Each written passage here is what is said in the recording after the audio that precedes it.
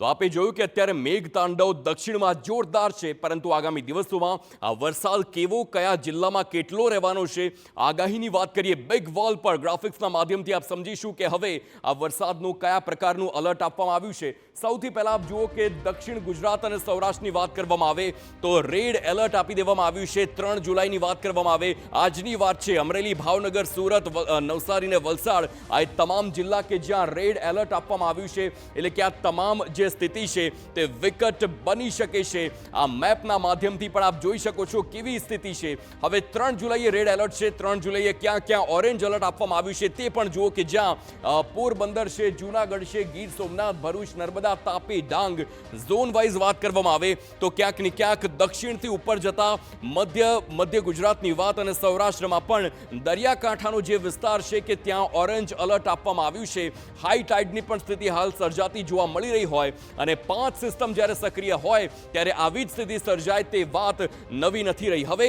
Yellow એલર્ટની વાત કરવામાં આવે, ક્યાં એવા વિસ્તાર કે જ્યાં અતિ ભારે નહીં પણ વરસાદ તો પડશે જ। દેવભૂમિ દ્વારકા, રાજકોટ, બોટાદ, આણંદ, વડોદરા, પંચમહાલ, છોટાઉદેપુર, મધ્ય ગુજરાતથી સીધો જ આ સૌરાષ્ટ્ર તરફનો રસ્તો કે જ્યાં યલો એલર્ટ છે, એટલે કે સામાન્ય વરસાદ રહેવાનો છે અને સ્થિતિ પણ સ્વાભાવિક છે, કારણ કે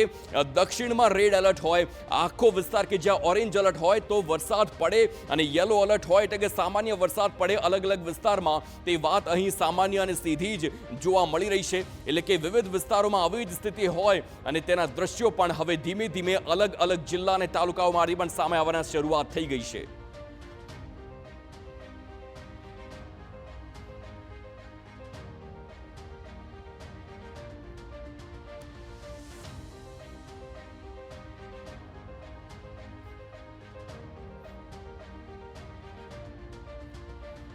તો હાલ વરસાદની સિસ્ટમ 5 સક્રિય અને તેના કારણે મેઘ તાંડવ મચાવે તેવી હાલ શક્યતા જોવામાં આવી રહી છે। હવે અલગ અલગ જે દ્રશ્યો જોયા છે, દક્ષિણની વાત થઈ છે, હવે આ સાથે જોવાનું એ રહેશે કે આગાહી આવનારા સમયમાં કેવી છે।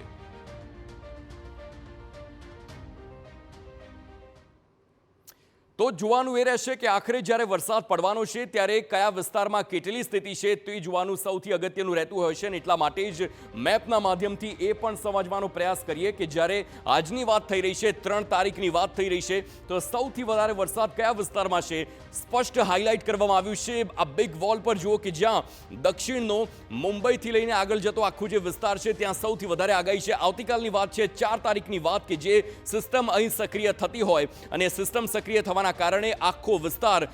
મુંબઈથી લઈને દક્ષિણ ગુજરાતને ત્યારબાદ સૌરાષ્ટ્ર સહિતનો આખો વિસ્તાર છે કે જ્યાં સૌથી વધારે આ વરસાદની અસર રહે તેવી શક્યતા જોવામાં આવી રહી છે। 4 તારીખથી પણ જ્યારે આગળ વધીશું ત્યારે સ્થિતિ હજુ પણ બદલાયેલી હોય તે જોવા મળી શકે છે, પરંતુ 3 તારીખ અને 4 તારીખ ક્યાં કેટલી સ્થિતિ છે આપ જુઓ। આખો જે વરસાદ છે તે અહીં સિસ્ટમ સક્રિય થયેલી જોવા મળે છે અને આ સિસ્ટમ અહીં સક્રિય થવાના કારણે જ